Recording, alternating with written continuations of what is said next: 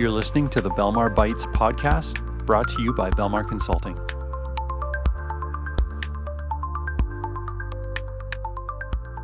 Hey, everybody. Thanks for joining us for another episode of Belmar Bytes. Matt, welcome back to the pod. We're back. We missed you last week. We had a guest stepping in, which was great, but good to have you back. And we are recording this in the week before Dreamforce, and so today's episode is a double click here on what's going to happen next week in San Francisco. So we've already released an episode on how to prepare and get ready for Dreamforce.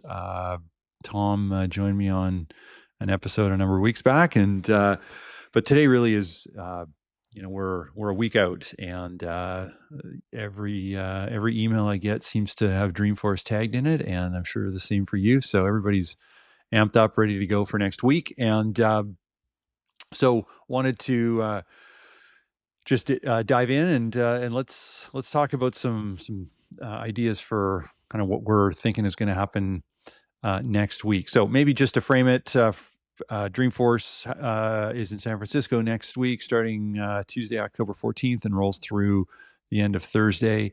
And it is going to be action-packed. I haven't heard actually how many people are going this year. I think I did read somewhere it was 100,000, but we'll see. I'm sure they'll announce some numbers when we get there. But regardless of how many people are officially signed up, it's going to be a busy city. San Fran during Dreamforce is absolutely bonkers, and I'm really excited about it. And we've got some of our team going down this year, and we're gonna have some fun down in San Fran. And so why don't we, I guess, kick off with what are you looking forward to in terms of Dreamforce, and maybe you can sort of answer what are you expecting to happen next week in San Fran? Yeah, well, believe it or not, Scott, this is actually my first time being at straight in the grounds, which is going to be really exciting. I know a lot of customers are going, and it's going to be just a total blast. So I know you said bonkers. What is also bonkers during that time is just hotel prices, everything going in. So further note to those going, plan ahead. If you've got this on the calendar, plan ahead, because you can certainly take advantage of the pre-planning efforts there. But look, I'm really looking forward to seeing a lot of our customers, but also just the energy. I've been to San Francisco many times this year, and the energy during Dreamforce will certainly be very different. Different in that there's just so much buzz going around.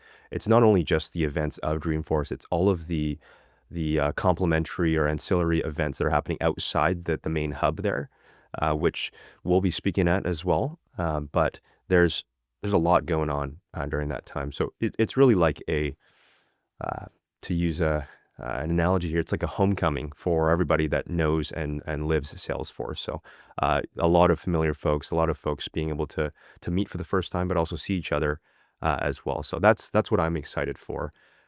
As always, Salesforce does a stellar job at putting together a whole host of really cool speakers, some that are tech related, some that are non-tech related.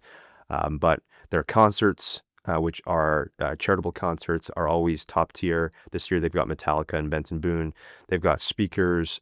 They've got Sundar from Google is going to be there. They've got Live Golf, so Bryson DeChambeau is going to be speaking on the stage as well. So there's just a whole host of really interesting people that Salesforce always does a great job at bringing together the best and the brightest in there. Yeah. But what about you, Scott? What are you looking forward to this year?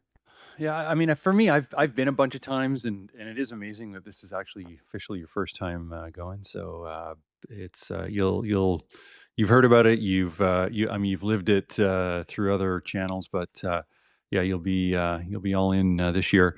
Dreamforce, given that I've been a number of times, is less about the sessions. It's more about just connecting with people. So I'm excited to reconnect with customers in person.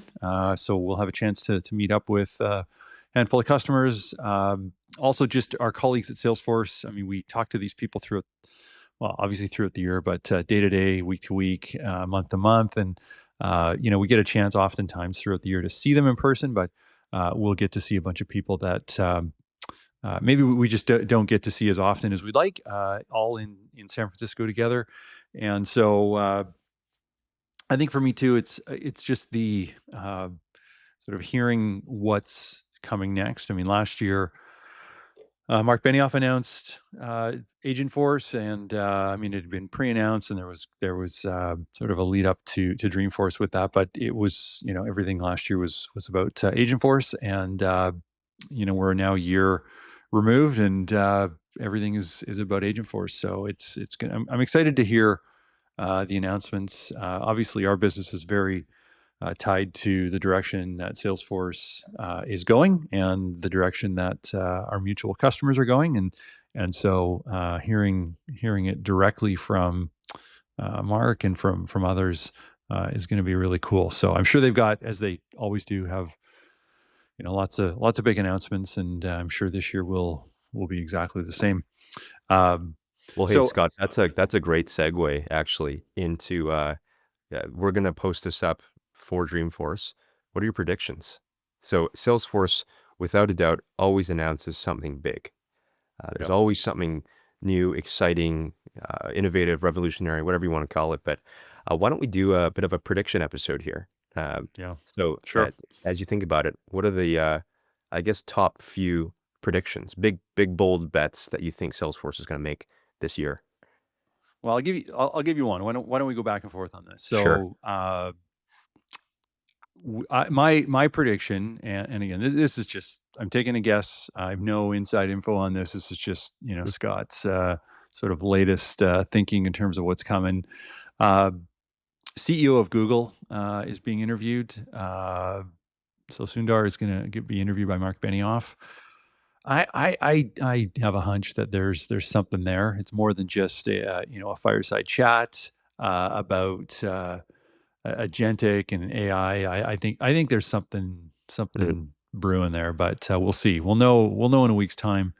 Actually, no, we'll know a little more than a week's time from now. But it's yeah, he's a big name, and it's a big org to have at Dreamforce. So I'm guessing there's going to be a little bit of announcement coming.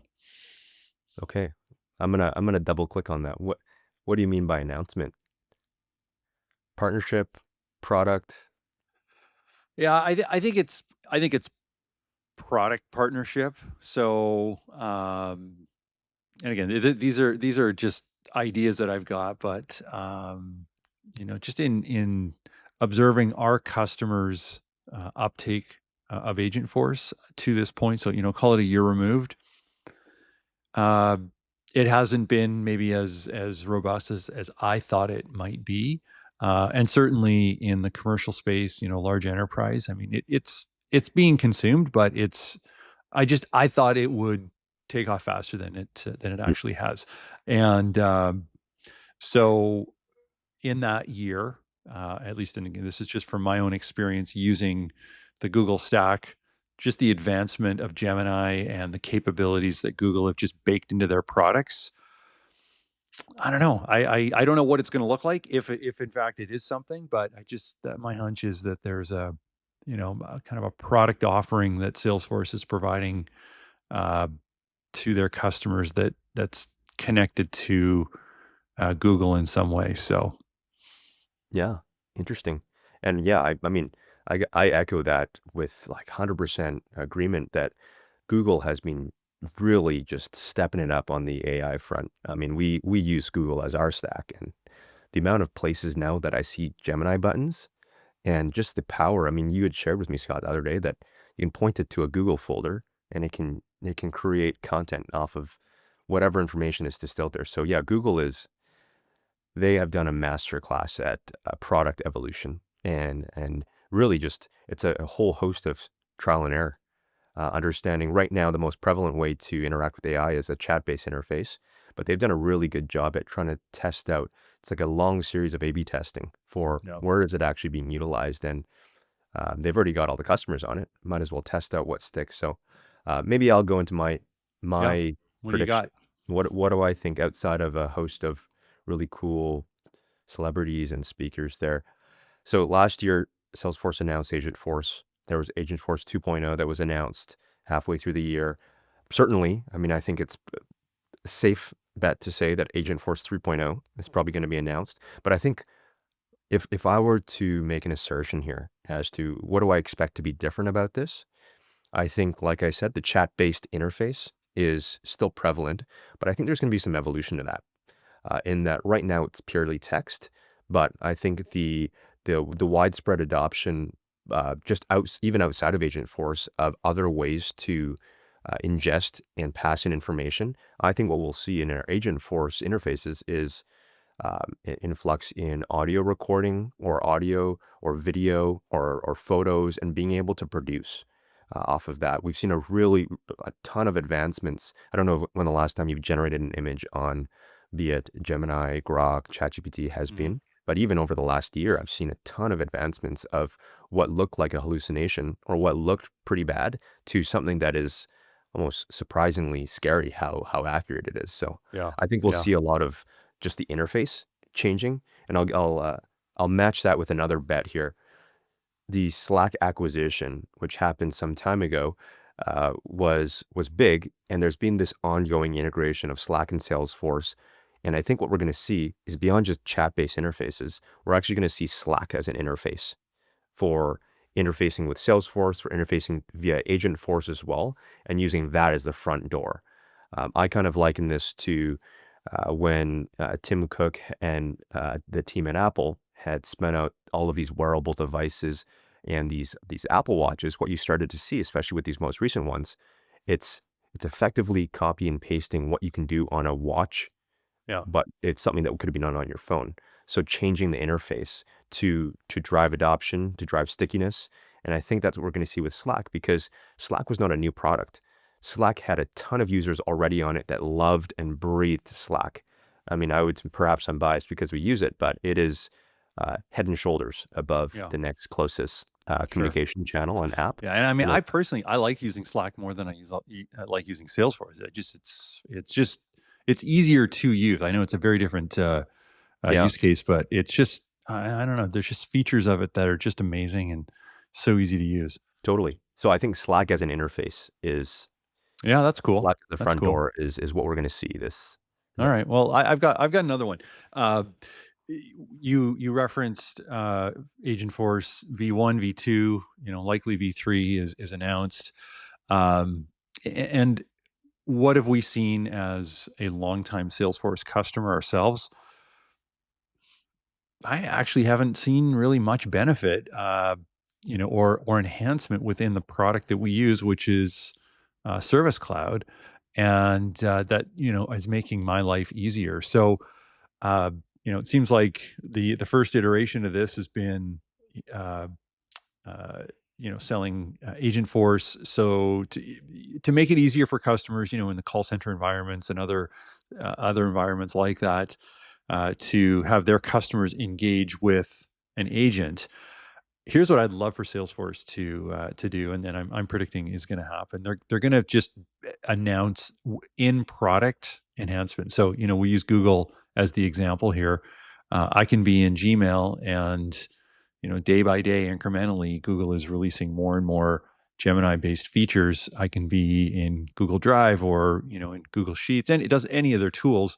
And there's just more and more capabilities showing up. And my subscription price hasn't really changed, but the feature set has certainly gone up, and so the value to me is super high. So I feel like Salesforce, at least for organizations like ours that are using Sales Cloud, or any of our nonprofit customers that would be using Mm. nonprofit cloud, or even NPSP, they haven't really seen the benefits of uh, Agent Force within the product that they're using. And so I think there's features coming. And so you referenced, instead of a text box, speech to text or image creation. I can't think of an image creation use case that I would want to use in Salesforce. But if I was, say, for example, going into a meeting and I had my phone and I could just talk to Salesforce and say, summarize for me the last,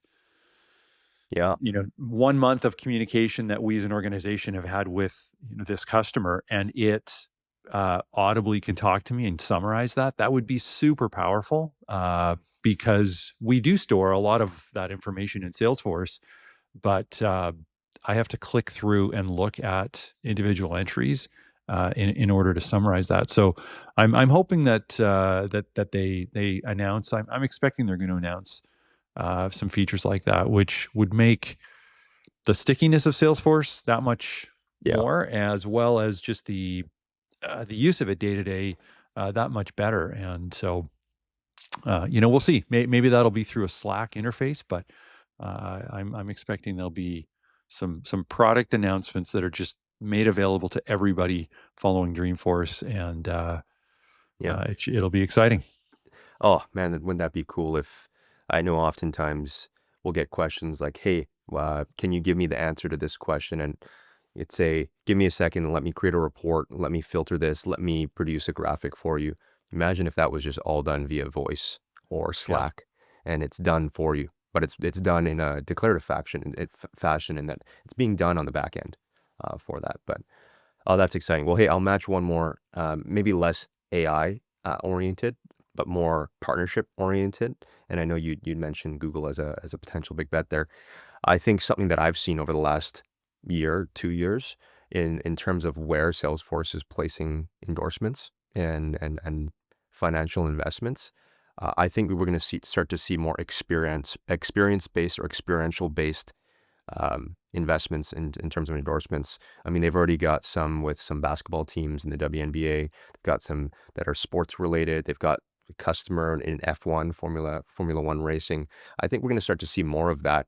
And I think the reason why they're doing this is because AI right now still has a bit of a stigma around it, in that AI, the big bad AI, is going to take over the world. I mean, we've heard that certainly before. And I think just trying to educate people on the value that it provides, the productivity increase that it provides, but also trying to give it a more human interface, if you will. That's what I think will happen in terms of just more experience-based things. Hmm. And if I wind back, I don't know, 5, 10, 15 years ago, Salesforce certainly was, they had the dollars to be able to invest in these endorsements, but it was only since bringing on Matthew McConaughey as their celebrity endorsement and the spokesperson for them that they really made a big shift towards kind of more human-centric or human-focused endorsements as well. And I don't think that's going anywhere. I think that's actually just a trend in the tech space in general. I mean, you watch football and the advertisements in between, half of them are SaaS products inside there, and it's some celebrity that's being talking about it. So I think that's not going anywhere. I think that especially with technology, it's going to be how do we reduce fear and unknown and create comfort and create that with somebody who's credible or somebody that people are familiar with. So I don't think that's going anywhere. Yeah, yeah, interesting. Yeah, I mean, I certainly agree. There's been an increase in celebrity endorsements in the tech space, and Salesforce is certainly not shy to parade the celebrities through events like Dreamforce, and Yeah. sort of have them splashed across their advertising. I know that I'm being in the U.S. and you being in Canada. There's a little different difference in terms of the commercials we get, and I see Salesforce ads on the regular on TV, and I don't watch a ton of TV, but I certainly do see Salesforce ads, and Matthew McConaughey is usually the one Yeah. that's front and center. But yeah, it is interesting. It's an interesting perspective as to sort of why they're selecting celebrities to share that message versus if we go, we go back a number of years. I mean, call it even 10 years back. I mean, everything was Salesforce has their customers selling their products, and that's still very very true. I mean, next week we'll see it. There'll be banners of customer logos and Yeah. faces of CEOs and CMOs, and all the whole C-suite that are endorsing Salesforce. So I'm sure that will be there as well. But yeah, it seems like there's been a real uptick in terms of celeb endorsements, and I've never really considered why that is, but that's an interesting idea and an interesting theory as to why they're doing it. You know what I'm looking forward to? So, Scott, you've been to the downtown San Francisco core, and as you leave on the highway, you see all of these banners. You see all these billboards.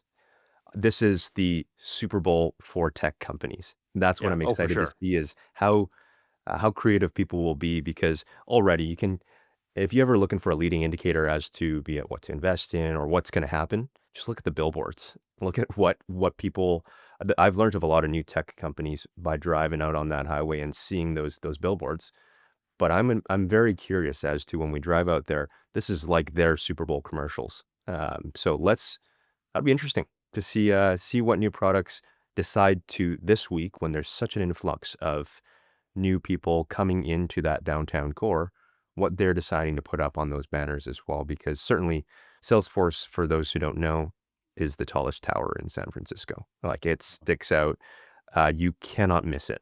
It is just incredible being up there. But those banners, they certainly are not cheap to put up those billboards there. So I'm curious.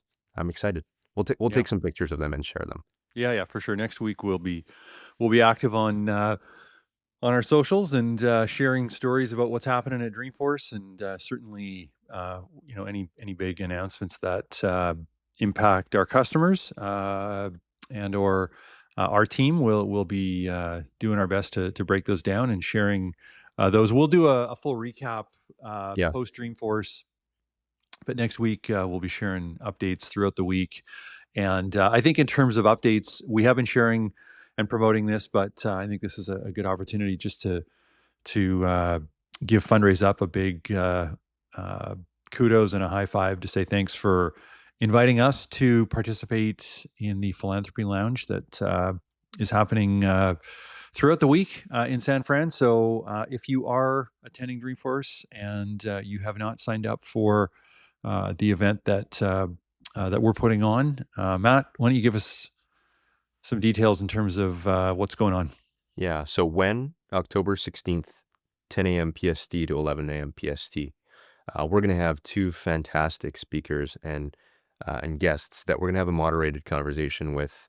But really, it's just sharing insights. So that's Tom Tom Zazueta from Valley Health Foundation. He's their chief operating officer. He's going to be sharing his insights and insights both from the tech space. He was formerly in the technology space and for-profit world, and kind of used some of those skills and leadership qualities and brought those over to Valley Health Foundation to really be a super progressive, really innovative tech leader within a hospital foundation or healthcare foundation. So that's one speaker. The other speaker is Eleanor Castillo Sumi. She is the CEO, founder of Ohana Healthcare Partners, and just is a absolute mastermind and wizard in terms of just understanding process for health and human service organizations. Uh, and she's also a lot of fun to talk to. So I'm looking forward to it. I think it'll be I think it'll be an interesting conversation. I think there's going to be a lot of cool things, and certainly there's no mincing of words here. It's going to be a really interesting conversation where if you are a nonprofit organization or if you are a health and human services organization in that nonprofit healthcare space, this is a conversation you won't want to miss. In that it's a really intimate setting. So we'll certainly share out the links to register, but that is if there's still space.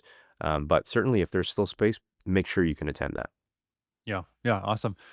Excited for that. Again, that's happening on Thursday, the 16th of October at 10 a.m. So we'll include in the description of this video, uh, we'll include a link to where you can register. You can also check it out on our socials and our website at belmarcloud.com. And Matt, next week, Dreamforce, here we go. And it's going to be a lot of fun. So thanks for doing this episode. And thanks everybody for watching. And we'll be back in a week with some amazing Dreamforce updates. So looking Yeah. forward to the next one. Matt, thanks again for doing this. Yeah, no problem. All right, thanks. All right. This has been another episode of Belmar Bytes, brought to you by Belmar Consulting. You can follow us on Apple, Spotify, YouTube, or on our website at belmarcloud.com.